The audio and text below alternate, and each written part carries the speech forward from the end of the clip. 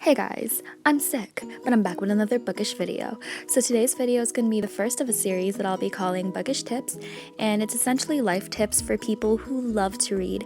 And this first episode will be about productive reading and how you can become an active reader. This way you won't be just reading and knowing what happens in a book, but you'll also be learning life lessons. So let's get started. So my first tip is to get a notebook. It's really helpful to keep track of your thoughts and insights in a place where you know you can have it all stored. Journals can help you be organized. They can store useful thoughts, passages, quotes, or even lists of books to read, and they're great to look back on. I've had one since I was 15 and it's really cool.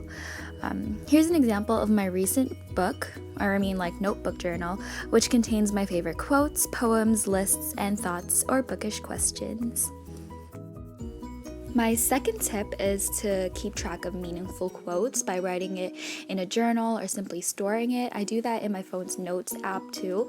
I've come to memorize so many beautiful quotes by doing this, and when I feel lost or alone or in the midst of a crisis, a quote can really help my anxiety mellow down. And quotes can be really great and positive reminders of everyday life. And if you're a lazy bum, and sometimes I am, my third tip is to highlight or tab your passages that have meant a lot to you or have impacted you in a certain way. They don't even have to be meaningful quotes. It could just be like your favorite scene or your OTP kiss for the first time, or if you think like a character is shady at that scene. I know for some people, writing on your notebook is almost a sin or like highlighting on it, but I love doing that to my classics because it just feels more personal. My fourth tip is to set scheduled reading times during the day. I have 2 reading times, and one's in the morning and one's at night, and I squeeze in time if I have breaks during the day.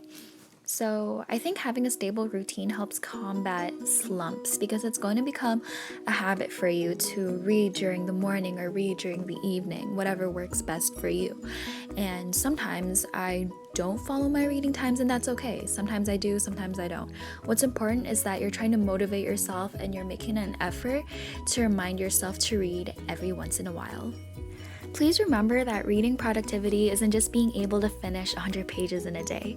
It's also being able to grasp the author's message and appreciate the art form that was given to you. So if you like this video, please give it a thumbs up and make sure to subscribe to my channel because I post every Tuesday. You can also follow my Instagram and Tumblr for more bookish tips. Bye!